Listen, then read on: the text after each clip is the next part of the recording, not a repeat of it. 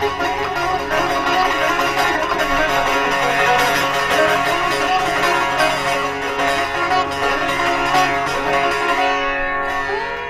you for joining us on Zoom with Renee. And today my guest is all the way from Calcutta, India.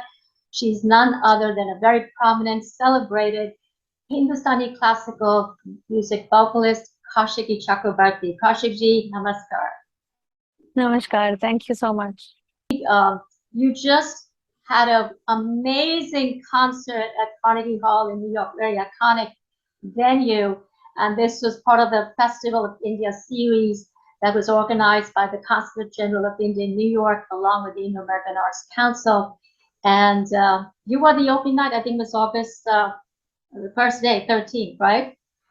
13th, yes. Yes, that's good. And you had, I want to tell our viewers, Kaushiki has an all-woman ensemble. That is amazing. And I think it's one of the very few all-women ensemble from India.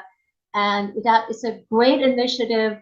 I think it's Nari Shakti all together right here, woman power. India is the only country where we worship Devis as gods and goddesses.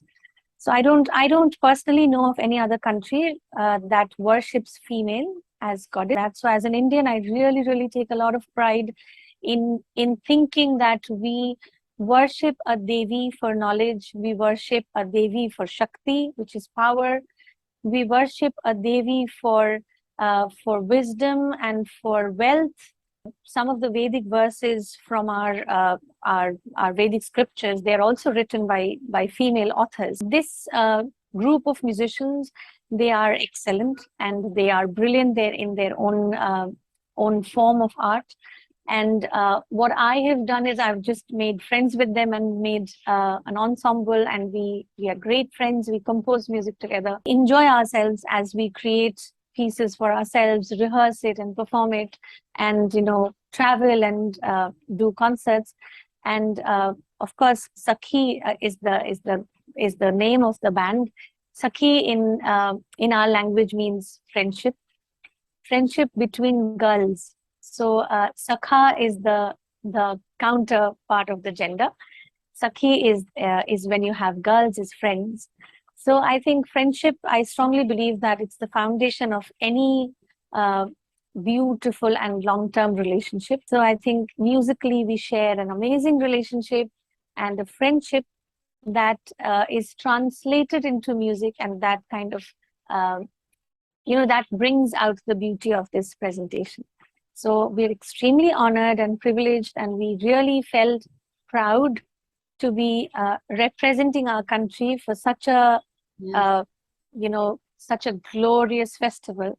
And of course, as Indians, it's a huge honor for us to be performing at the Carnegie Hall, celebrating 75 years of independence of our motherland. Right. India at 75, Azadi Ka Amrit Mahotsav. How did you conceptualize this? Yeah, so we have vocal music. I sing. There's a flautist who's Debu Priya. She plays the flute. She's the disciple of Pandit Hariprasad Chaurasia ji, who's the legend, and he's synonymous to the instrument flute. And she has been learning from him for a long time. And she's one of the senior disciples of Hariji. And we have a violinist who's Nandini Shankar. She's also the granddaughter of Dr. N. Rajam, who's also an iconic, legendary violin maestro from India. And then we have tabla. Savni Talwalkar played with us. She is the daughter of Pandit Suresh Talwalkar, who's also one of the legends of Indian music. And we have Mahima Upadhyay, who also hails from a family of musicians. Her father, Pandit Ravi Shankar Upadhyay, is also a very well-known Pakhavaj maestro and a guru who teaches many students. And then we have Bhakti Deshpande, who is Pandit Birju Maharaj Ji's disciple. She is the dancer of our group. And this group was formed 8 years back, actually. And we have performed quite a few times in US, in different cities, and we've also traveled to Europe, to Germany. We did one concert there, and did a few other concerts. And in India, we've traveled across. So it is, as I said, that it started with the friendship and started with the idea of celebrating womanhood and the different aspects of womanhood, the different, icons of womanhood that we've grown up worshipping, and we've grown up, taking inspiration from. So that starts from the goddesses, that of course comes to Meera and Radha and Devi Durga and Saraswati and Kali. And then of course we also celebrate the courtesans, who are the divas of the music from India, because the entire semi-classical, Thumri, Dadra, Ghazal, this entire space of music was a gift from them. So we also celebrate them. And of course we celebrate, as I said, we celebrate the friendship of Sakhis. And this way we also celebrate, there's one composition where we celebrate the folk tunes of India, which is because we call it the motherland. So the land is a mother for us. So that's celebrating motherhood for us.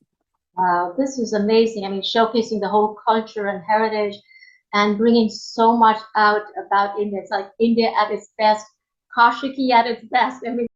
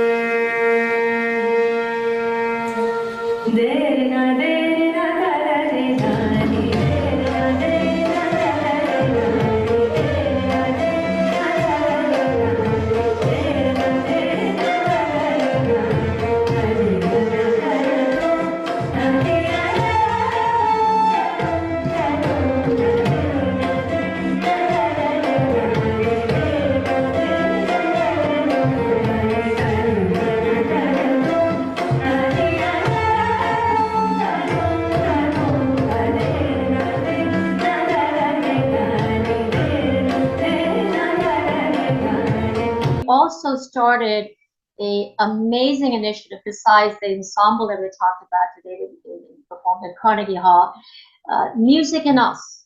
And it's an initiative that brings the student and the teacher together online, because this is the digital age that we're living in. And it's for many music aficionados and aspiring students. And here you're disseminating such great knowledge about Hindustani classical music that you got from your father, Padma Bhushan Ajoy Chakraborty, and your mom, Chandra Chakraborty ji. So this is carrying on that tradition of Guru Shishya Parampara. Yeah, so Music in Us is our brainchild. It started with me and my husband. So me and my husband, we both are disciples of my father. So we grew up together learning from him. And I personally never had any plans to teach because of my schedule, because, you know, my performance schedule always kept me so busy. And then with, you know, having a family, having a child, it's already very demanding and challenging to kind of look after everything and balance it with a profession that demands a lot of traveling and a lot of absence at home and a lot of unpredictability of a routine, like a daily routine per se. So I never had a plan. I never thought that I would be able to take that responsibility of you know, of taking care of the progress and like the constant monitoring that the students need. So I did not know whether I'll be ready to do that. But during the pandemic, when we were all locked down and we were all thinking that, you know, introspecting and going back to our drawing boards, working on ourselves, thinking, you know, what is the, you know, since we've had the time to pause and think what's the way forward. So we were consciously choosing certain, you know, directions, certain paths. So that is when, you know, a couple of our friends who are, of course, me and my husband, Partharthi, we're very, very technologically challenged. The only thing that we've learned in life and given all our, you know, time was music. So some of our friends who are technologically much more, you know, savvy and comfortable, and they are the ones who know it. So they actually suggested that instead of doing real-time classes, if you can record the modules in a systematic way, which meant actually to kind of structure a course, because when we learned from our father, we did not learn in a structured course-like manner. It was a very organic, very spontaneous process, which didn't have any timeline, which did not have any deadlines, which didn't have any course, any syllabus, anything. So it was very organic and spontaneous.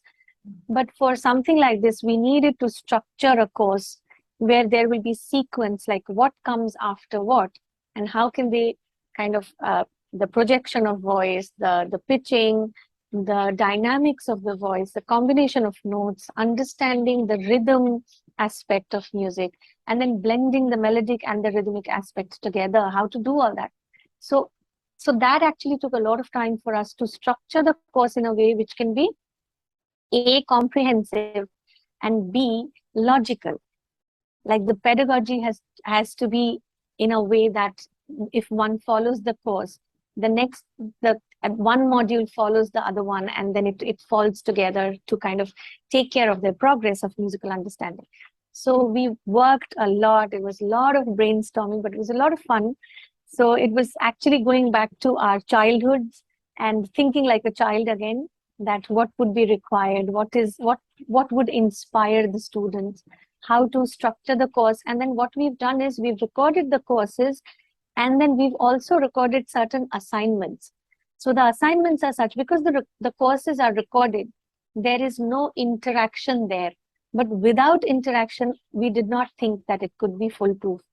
So we wanted to create a path where the students can send us what they have practiced. So for each module, there's an assignment which is given to them, which is like a homework. And then they sing it and send it back to us. We check it, and then we give them our feedback. So that is how we also can see what is going wrong. So we can give them our suggestions, we can give them our solutions, that, instead of doing it this way, you can try doing it this way. You can change this. You have to, certain things are very good, but certain things have to be worked on. And then accordingly, we give them a certificate after the course. And then we have follow-up courses where they can learn the next level things. And we have a very special course for children, and that I've created with my son, because he's 12, going to be 30. So I did the course with my son because I thought, instead of seeing an auntie on screen, the kids will enjoy seeing a friend on screen. So it's more interactive and it's more fun, because me and Rishit, we are talking, and we are, I'm giving him some challenges, he's giving some challenges to me, and we're interacting on that. So in the course, a child with a parent can see that, and also that can be very much interesting, and they can connect better with the course, especially for the children. So the kind of this was absolutely a new thing for us. There is no other course which is like this, which is available. So we did not have a, a, a prototype to follow. So this was all brainstorming, and I'm sure we are already in the process of, some changes, some tweaking here and there, depending on what kind of feedback we've got. But I'm really, really surprised and pleasantly surprised and very happy with the feedback that we've got, that students are practicing more, they're feeling more inspired, they're feeling more connected to, music, that is, especially kids who are born and brought up in other countries away from India. This is their way of knowing India, knowing Indian music, understanding Indian music a little better, and having music as a everyday ritual in their lives. So everyone is sitting with music, maybe half an hour, maybe 45 minutes, but music has become an everyday thing in their life, which unfortunately, even for kids in India, because we don't have music in the curriculum in the schools. So that is my ultimate, I keep all my fingers crossed that one day it will become a compulsory subject for school kids, either to sing or play an instrument or compose or do something to do with music that brings out their creative faculty, that brings out the sensitive aspects of their personality. Because music is not only for performance. I strongly believe that having music as part of your life makes you a different kind of a person. And in a world where aggression, arrogance, violence, ego, fighting, wars, victory over somebody else, putting someone down is becoming like a ritual. If we can have a little bit of music in the lives of our next generation, I think it's the very sure and the easiest path to create some harmony in the society. Right. And I'm one of them who joined music in us as well, and I think it opened up a whole new horizon for me. And it actually, music becomes almost like your oxygen after a while. You want to breathe music every day, despite the deadlines and the timelines that you're working on. It's something that is very healing, and has a very cathartic effect. Absolutely. I'm so glad that you think like that, and I'm so glad that, I'm so grateful and happy, to say the least, that music and us could connect. Because my first concern, and the biggest concern was when we were thinking, I always used to argue saying that a recorded course will not connect, But I think because it is recorded, the students could go back and revisit the modules as many times as they wanted, in their own times, in their own, free times, whenever they got the opportunity. So I think it was like I had the opportunity of spending 6-7 months with each of them, sharing something that I love the most. At times it gets difficult to put in that many hours. I mean, definitely we need to put at least a couple of hours, if not more, every day. How do you toggle between that and work and music? See, actually, it basically depends on what you want to do with music. If you want to be a full-time musician, then of course you are prioritizing music in a very, very different way. For those people who are prioritizing music as a career option, or as something that they want to take up as their profession. Of course, there the demands are much more. But even though you are not wanting to pursue music as your career option, even though you don't want to become a musician going forward, music is just one of those things that kind of puts everything else that you are doing into a perspective which is beautiful, a perspective which is balanced and harmonious, a perspective that puts your inner being into a very calmful place.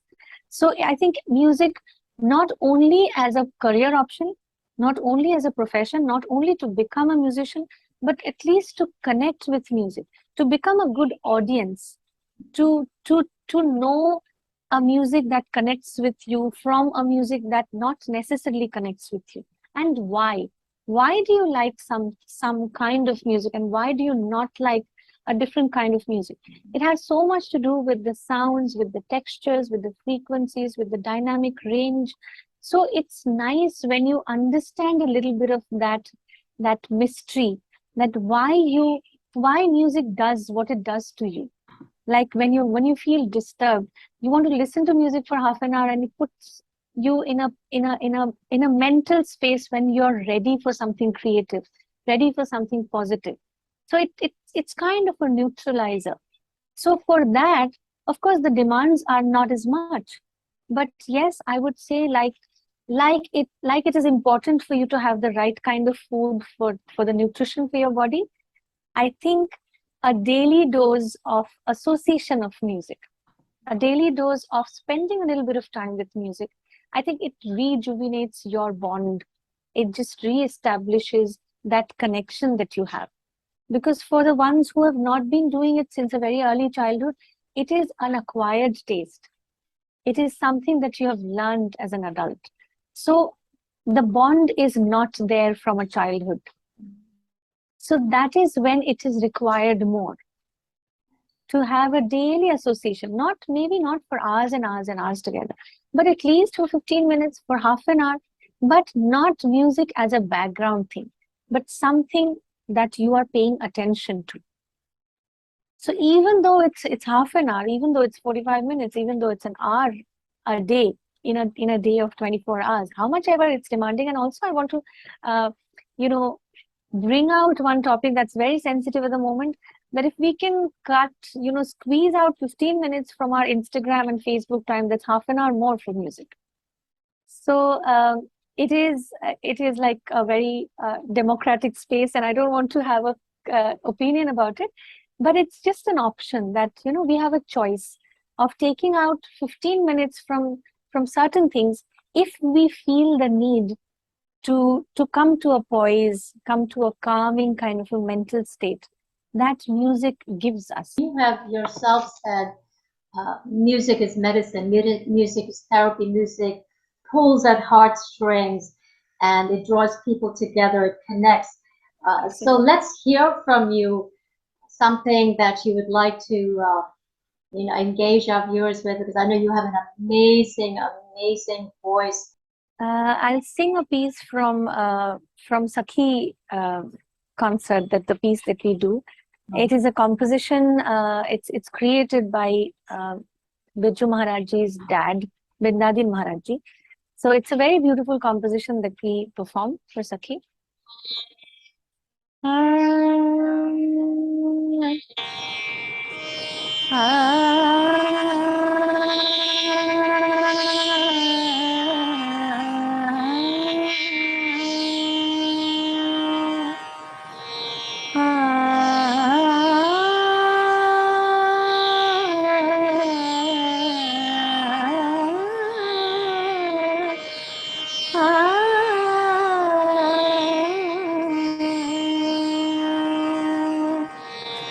मोहे छेड़ो ना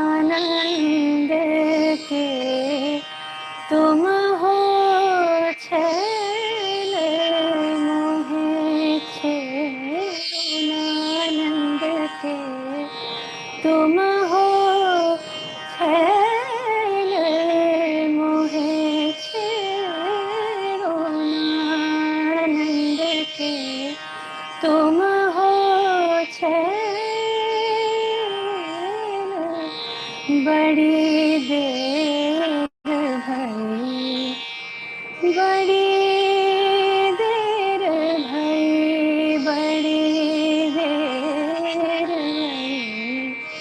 बड़ी देर भई, बड़ी देर भई, बड़ी देर भई, घर जाने दे मुझे देर भई, घर जाने दे मुझे, छेड़ो ना नंद के तुम हो छैल, मुझे छेड़ो ना नंद के तुम हो छैल, तुम हो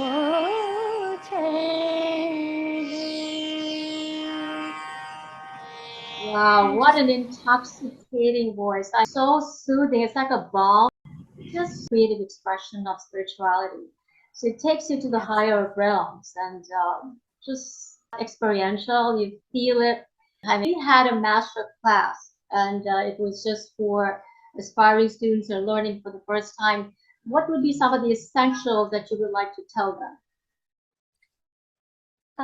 A few things, especially as a vocalist, I would say that for the ones who are learning vocal music, how to use your voice is a very, very elementary yet the most crucial thing. It's like, for a painter, they have to know how to hold the brush.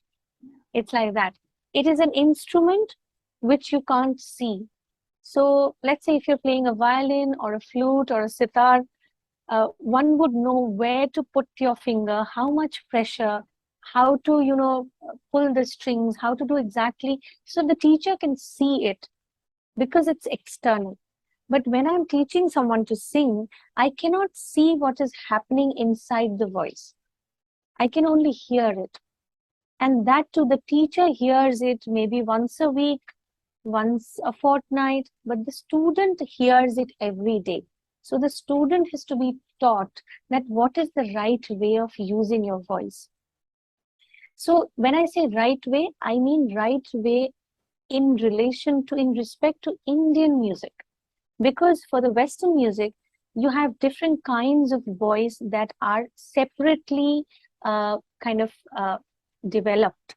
You have a baritone voice, you have a soprano voice, you have an operatic voice. So there are different ranges of the voice that they specialize on. But for Indian music, with the same natural voice, we sing 3 octaves and sometimes beyond. So it is very, very important that we understand the breathing process, number one, and then how to use that breath for the right projection of voice. So that is the most elementary thing that I would recommend that every teacher and every student pays utmost attention to. Because if they don't, then going forward, there will be so many restrictive, experiences that, singing higher octaves, either it will become falsetto or it will become nasal. Reaching lower notes will always be a difficulty. And then going even forward, increasing the tempo, increasing the, singing faster movements, it will always be difficult if the projection is not right. So then you have to undo so many things. And I think, you would agree that as humans, our greatest limitation is that we are not great at undoing things. We learn, and sometimes it's very difficult to learn certain things, but it is even more difficult to unlearn old habits. So if you've developed a habit, which is a different kind of a breathing, which is a different kind of a projection, that, after learning for 2, 3, 4, 5 years, you have to unlearn, that might be a very, very big challenge. For a lot of students, I've seen that becoming a very big challenge. So understanding the breathing process, understanding the projection, then comes understanding the layers of music, which means one layer is the notes, the other layer is the rhythm. And these 2 layers always are intertwined. These 2 elements are always in combination in a song, in a rag, in any kind of composition. Then comes the intricate movements which involves sur and tal, which involves the notes and the rhythm together. How to combine them to create very intricate, nuanced movements of the voice. So that is the next level of understanding. Then comes, for me, understanding and learning a rag comes after all this. Because if you're learning a rag first, many a times it happens that you go to learn Indian classical music, and first thing you learn is a rag and a song, and then a few tans of that and improvisations. But you cannot do all this unless you have a grip over your breath, your voice, your pitching, your tal understanding, the understanding of the tal cycle, because our tals, our rhythmic cycles are, the movement is not linear, it's cyclic. So understanding the cycles and understanding how the importance of the first beat is established, how after the entire cycle you come back to the first beat. And it's the most important beat of the tal cycle, which is called the sum. So all these factors have to be learned, practiced, understood, and the student has to feel comfortable and confident with these elements before they go on to learn a rag or a bandish, which is a composition of the rag. If this process is followed properly, then a student will feel so much more comfortable learning a rag and so much more confident singing it. Because they don't have to then, every step, they don't have to stop and think, what note is this, whether I'm singing in tune or not, which beat of the tal cycle am I in, how far am I from the sum. So I don't have to count. I should not have to count. I should have the idea of the cyclic pattern of the rhythm so confidently, and I should be so comfortable in that I can concentrate on the creative aspect of music. So for you to be a creative musician, I think first of all, one student has to understand the elements so nicely and practice the elements so nicely that when they go on to the creative journey, they don't have to stop and look back to find the right technique to tell the story that they want to tell through their music. That is when one can concentrate on the aesthetics of music, when the techniques are taken care of. We don't sing to show the technique. We sing to tell a story. But for you to be able to tell a story nicely, your vocabulary has to be taken care of. So it is like that. It is learning the alphabets first, then understanding the grammar of it, then understanding how to make a simple sentence, and then to understand how to conjoin many sentences, and then to understand how to tell a story, what comes after what. Then you are, as a writer or a speaker, then you are ready to tell your own story. So for a musician, that's the journey. First, we learn the alphabets, and then step by step, we go to a point where it is our story told in our own language, in our own capacity. And then we can concentrate on the narrative. It takes years of training and tuning the ear to get the hang of it. It's like I think a lifelong process where you are honing your skills and making your voice superb. At the Nari Puraskar Award in 2020, started when you were 2 years old. At 7, you were already on stage. God's blessings, because a voice is a gift. Like life, the voice is a gift. If you're born with a voice, then it's half the battle won. You have a voice that you can work on. And then comes, of course, for me, my parents, I consider myself one of the luckiest people, because I had the voice that could be worked on, and I had the family, like it was all arranged for me by Almighty, that whatever I needed for my journey in music, it was all given to me in such a beautiful way that it facilitated my journey, and it made it so beautiful. I'm a very, very ordinary girl, like any other girl. If you take the Tanpura away from me, I'm just as ordinary as anyone.